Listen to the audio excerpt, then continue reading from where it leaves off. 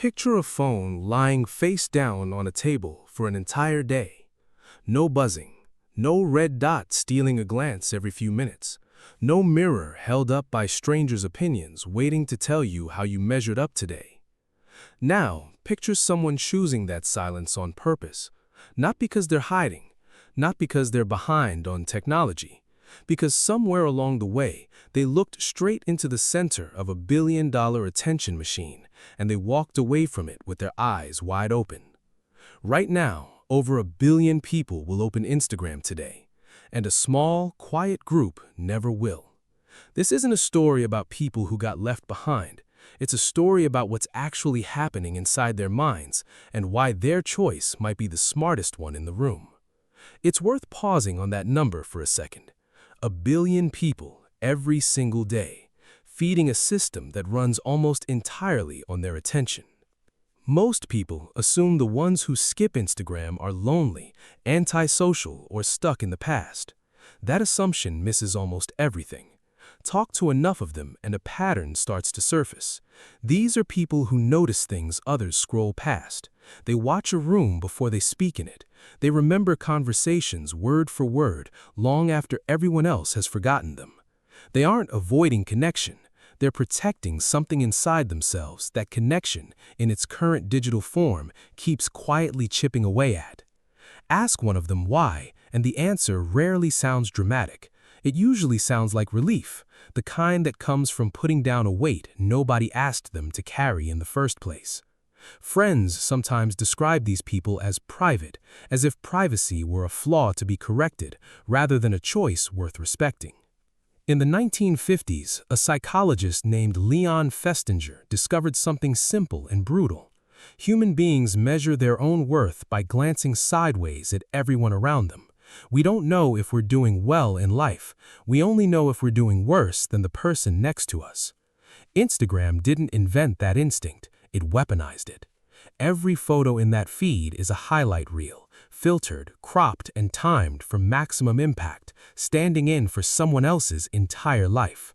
The brain doesn't process that distinction. It just compares, instantly, automatically, and painfully. People who step away from the platform often describe the same moment of realization. They noticed their mood dipping every time they opened the app and rising every time they closed it.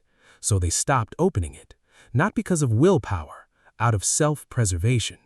One former heavy user described it like stepping off a treadmill she didn't remember stepping onto, surprised by how long she'd been running in place. The comparisons don't even need to be true to hurt.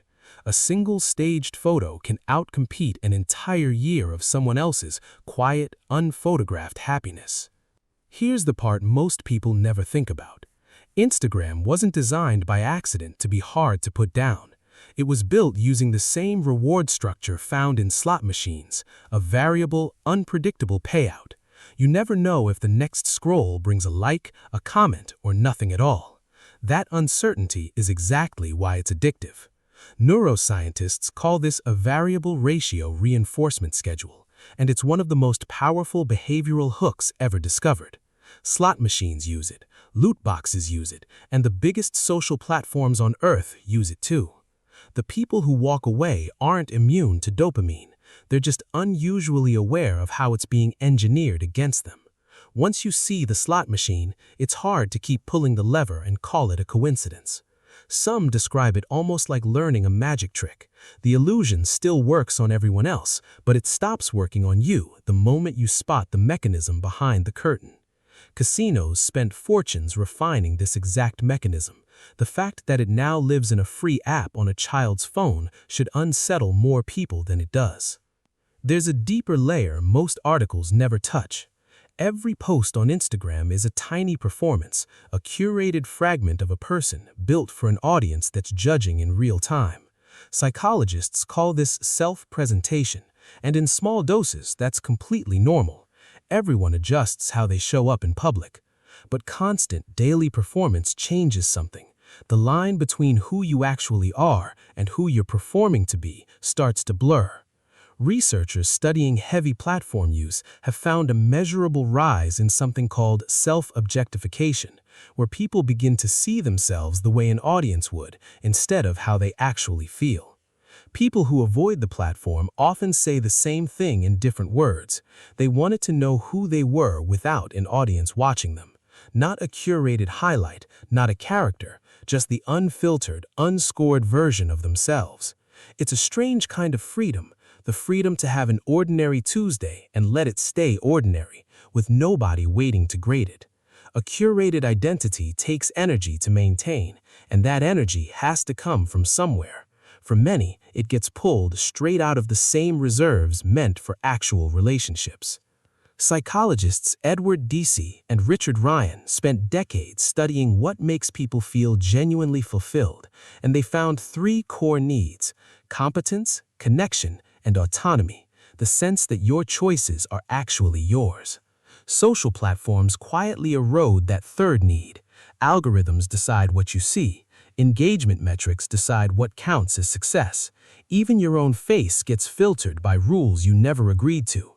For people who value control over their attention, that's not a minor inconvenience. It's a threat to something central in how they function. Stepping away from Instagram becomes less about rejecting technology and more about reclaiming a steering wheel that was quietly handed over to someone else. It's the difference between living a life and narrating one for an audience that was never asked whether it wanted the job.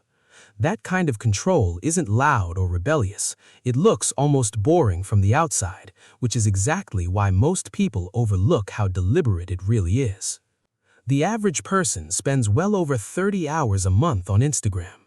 Stretched across a lifetime, that adds up to years, actual years spent looking at a screen instead of the room you're sitting in.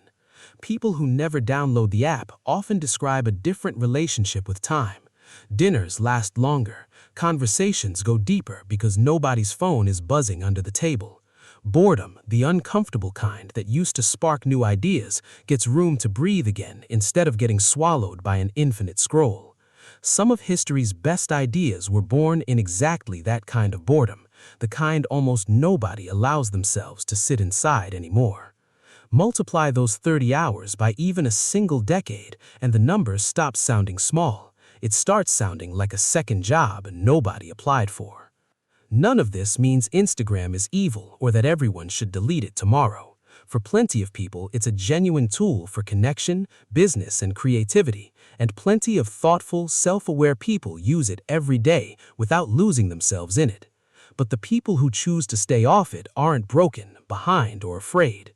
They've simply ran a different calculation and decided the cost to their attention, their comparison instincts, and their sense of self outweighs whatever they'd gain from one more feed to scroll. It's not a rejection of other people. It's a boundary, drawn quietly, around the one mind they have to live inside for the rest of their life. Maybe you've met someone like this. Maybe, somewhere quiet, that someone is you.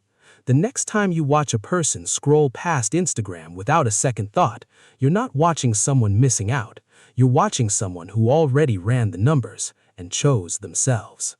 If this kind of psychology fascinates you, the kind hiding in plain sight in everyday choices, stay close.